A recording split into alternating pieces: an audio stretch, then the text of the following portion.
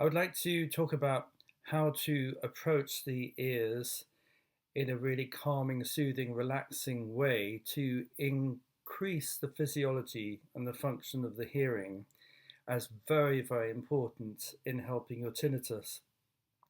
So remember that if the body is stressed, a certain part of the body can become very tense. So if we're very worried about our hearing, then our mind locks into it and the tissues and the structures all tighten up.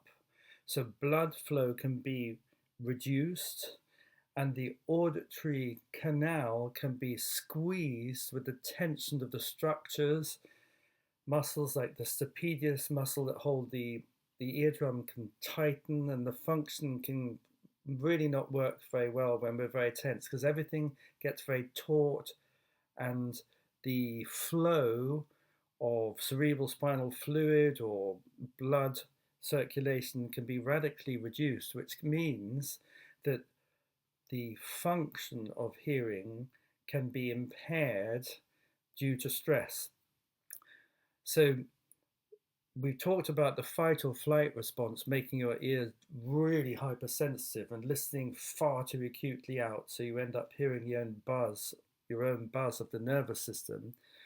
But the blood flow can be reduced, and the muffled ears or the changes in the way the ears feel, the fullness of ears, feeling like you're hearing underwater. This is all part of the physiology of the system being restricted due to stress. So the message is that calming and soothing and massaging and relaxing and bringing in a much healthier, more positive attitude can really have a massive impact on the function of your hearing and the way it listens.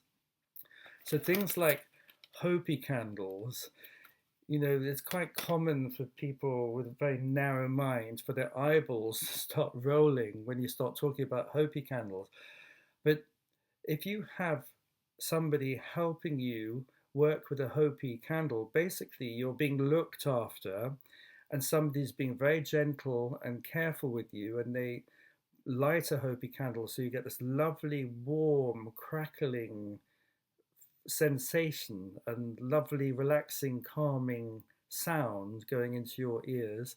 And if somebody's looking after you, this can actually relax your hearing and it can relax your structures. And if you have various massages, this can really help your physical structures around the auditory pathways to soften, to open up, and increase blood flow and physiology.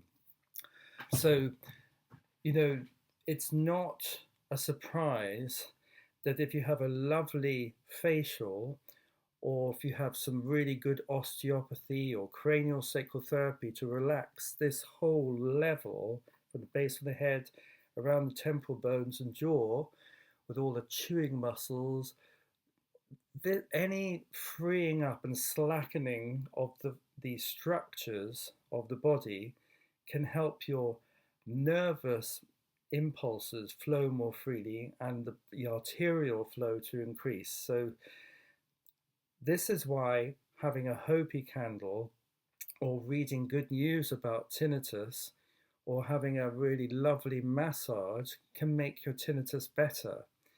This is why a good massage or a good osteopathic session or some shiatsu work can literally get your hearing to be brighter, to function better, and to work more efficiently. Because when you're calm and centered, your ability to hear and your ability to focus your hearing is much, much better.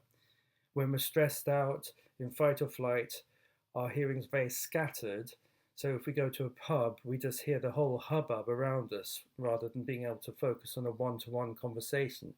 But if you are really focused in yourself, feel calm and relaxed, your hearing will be able to focus much better.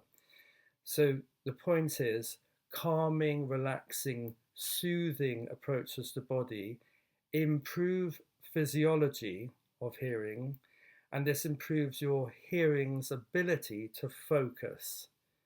This isn't magic, this is not esoteric, this is not hocus pocus, it's the straightforward physiology, and it's understanding how the central nervous system works and how it affects your hearing.